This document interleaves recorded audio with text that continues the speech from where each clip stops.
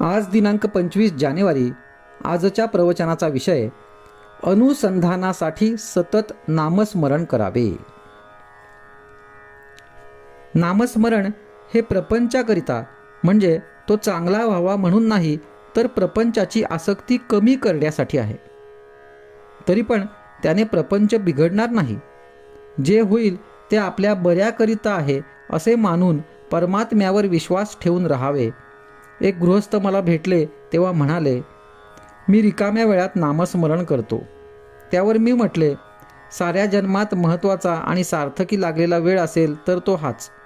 त्याला तुम्ही रिकामा वेळ कसा म्हणता?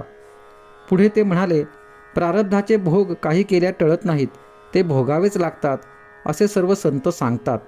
हे जर खरे तर प्रारब्धाचे भोग आपण भोगत असताना त्यामध्ये भगवंताच्या स्मरणाची काय गरज आहे?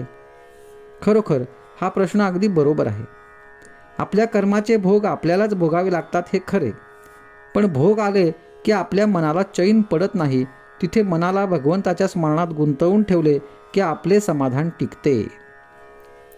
आपल्या सध्याच्या अवस्थेमध्ये भगवंताच्या इच्छेने घडायचे ते घडते असे मानणे किंवा भगवंत चांगले करील असा विश्वास ठेवून वागणे हेच सोपे जाईल.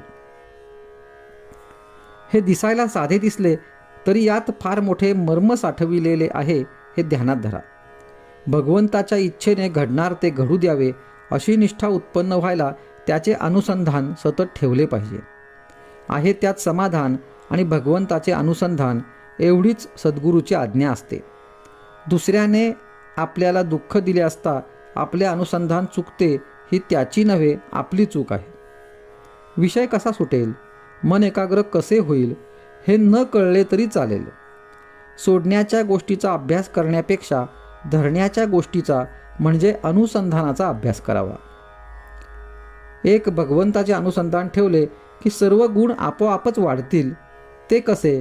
तर शरीराचे अवयव सारख्या प्रमाणात वाढतात तसे. झाडाच्या मुळाला पाणी घातले की त्याच्या सर्व भागांना ते पोचते. तसे भगवंताचा विसर पडू न दिला तर सर्व काही बरोबर होते. अज्ञानाच्या अंधकाराने दुःख भोगीत असताना तू माझे स्मरण, माझे अनुसंधान ठेव म्हणजे तुला पुढे उजेड दिसेल असे गीतेमध्ये प्रत्यक्ष श्रीकृष्णच अर्जुनाला सुचवित आहेत. दिवा जळायला हवा असेल तर त्यामध्ये सतत तेल घातले पाहिजे.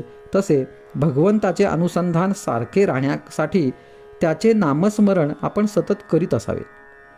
ज्याचे अनुसंधान अखंड टिकले त्याचे खाणे, पिणे, उठणे, बसणे वगैरे सर्व क्रिया भगवंताची सेवाच बनतात. आजचा सुविचार: भगवंताचे अनुसंधान हे आपले ध्येय. त्याला अनुसरून बाकीच्या गोष्टी आपण करूया.